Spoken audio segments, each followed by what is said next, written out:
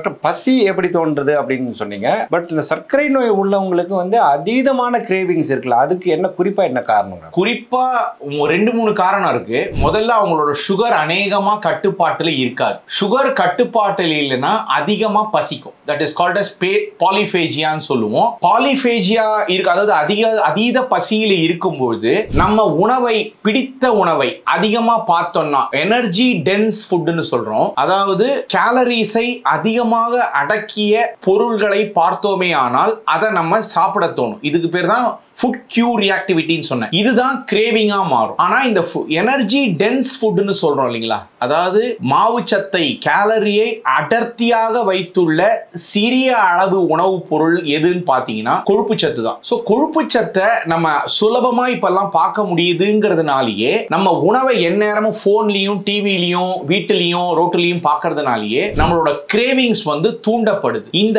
கிரேவிங்ஸை, food cravings, நான் முதல் பாயிண்ட்லயே சொன்னேன், நம்மளோட முன்மூளை ரொம்ப பெருசு. அது தெரிந்தே தப்பு என்று தெரிந்தே தப்பை செய்யும். அப்படின்னா என்ன அர்த்தம்? எல்லாருக்குமே பரோட்டா சாப்பிடக்கூடாது, உடம்புக்கு நல்லது இல்லைன்னு தெரியும். ஆனா ஏன் பரோட்டா சாப்பிடுவாங்கன்னா பிடிச்சிருக்கு சாப்பிடுறேன். பிரியாணி கண்ட நேரத்துல சாப்பிடக்கூடாதுன்னு தெரியும், ஆனா பிடிச்சிருக்கு சாப்பிடுறேன். அந்த மாதிரி இட்லி கெட்டி சட்னி மட்டுமே வச்சு, சோறு வத்தக்குழம்பு மட்டுமே வச்சு சாப்பிடக்கூடாதுன்னு தெரியும், ஆனாலும் திரும்பி திரும்பி அதையே சாப்பிடுவாங்க, காய்கறி போதுமான அளவு இல்லாம. இதை நம்மளோட முன்மூளையால நிறுத்தவே முடியாது. ஏன்னா முன்மூளைக்கு வந்து முதல்ல பார்க்கறத நிறுத்தாம அது சாப்பிடுறத நிறுத்த முடியாது இந்த முன்மூளையால. இந்த ஃபுட் கிரேவிங்ஸ்ங்கிறது அதீதமான உணவு கண் முன்னாடி வருவதும், நம்ம உடம்புல சுகர் கட்டுப்பாட்டுல இல்லாததும், அப்புறம் ஒரு பேஸ்லைன் அசிடிட்டி, ஃபேட்டி ஃபுட்டா கொஞ்ச நாளங்கள்ல சாப்பிட்டுருந்தாங்கன்னா அவங்களுக்கு ஒரு பேஸ்லைன் அசிடிட்டியே கொஞ்சம் வயிறுல வந்துடும். அதுவும் அவங்களோட வேகமா அவங்களோட உணவு பசிய தூண்டும். சோ சாப்பிடணும்னு தோணும், பிடித்த உணவை பார்த்த உடனே எடுத்து சாப்பிடணும்னு இன்னும் தோணும். அதுக்கு பேர் தான் கிரேவ். டாக்டர், இது வந்து ஒரு டேஞ்சரஸ் காம்பினேஷனா இருக்கு. அதாவது டயபெட்டிக்கா இருக்கிறவங்களுக்கு வந்து அகோர பசி இருக்கு,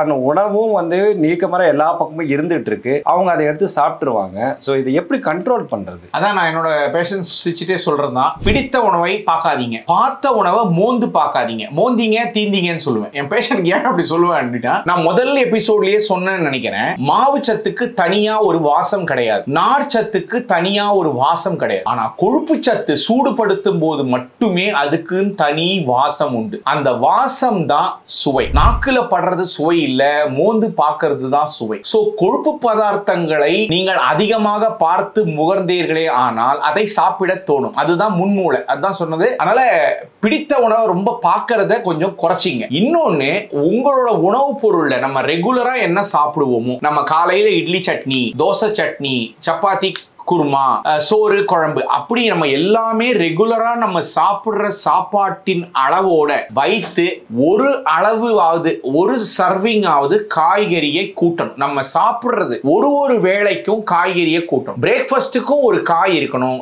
லஞ்சுக்கும் ஒரு காயில 2 காயா இருக்கணும், டின்னருக்கும் ஒரு காய் இருக்கணும். உங்களுடைய ரெகுலரா சாப்பிடுற சட்னி, சாம்பார், தொக்கு, குருமா, மிளகா பொடி, எண்ணெயை தாண்டி, அப்போ அந்த ஃபைபர், அந்த காய்கறியில இருந்த ஃபைபர், இட்லி சட்னி கூட இருந்த காய், இட்லி அன்னைக்கே முதல்ல எபிசோட்லயே நான் சொன்னேன்னு நினைக்கிறேன், இப்ப இருக்கிற அரிசி வகைராலியோ கோதுமை வகைராலியோ நார்ச்சத்து ரொம்ப கம்மி. அப்ப நார்ச்சத்து இல்லாத கோதுமையிலையும் அரிசியிலையும் செய்த ஒரு பதார்த்தத்தை நம்ம நார்ச்சத்தே இல்லாத ஒரு சைட் டிஷ்ஷோட, தேங்காய் சட்னி, தக்காளி சட்னி, தக்காளி தொக்கு, மிளகாப்பொடி எண்ணெய் மாதிரியான ஐட்டத்தை வச்சு சாப்பிடும்போது அதுலயே நார்ச்சத்து இருக்காது. அப்ப நம்மளோட மேல் வயிறை அடைக்கக்கூடிய திறன் கொண்ட ஃபைபர் கூட இருக்கணும். ஃபைபர் எதுல இருக்கு? காய்கறியில மட்டுமே இருக்கு, பழங்கள்ல பெருமளவு இருக்கு, காய்கறிகள் அதை விட அதிகமா இருக்கு. அதனால்தான் ஒரு எபிசோட்ல சொன்னேன், எல்லாருமே பொரிக்கவே முடியாத ஒரு காயை தினசரி சேர்க்கணும். பொரிக்கவே முடியாத காய் நீ எதை சொல்றேன்னா நீர்ச்சத்து காயை தான் சொல்றேன். நீர்ச்சத்து காயை தான் பொரிக்க முடியாது, நீர்ச்சத்து காயில தான் நார்ச்சத்தும் அதிகம். நார்ச்சத்து மேல் வயிறுல போய் உட்கார்ந்ததுன்னா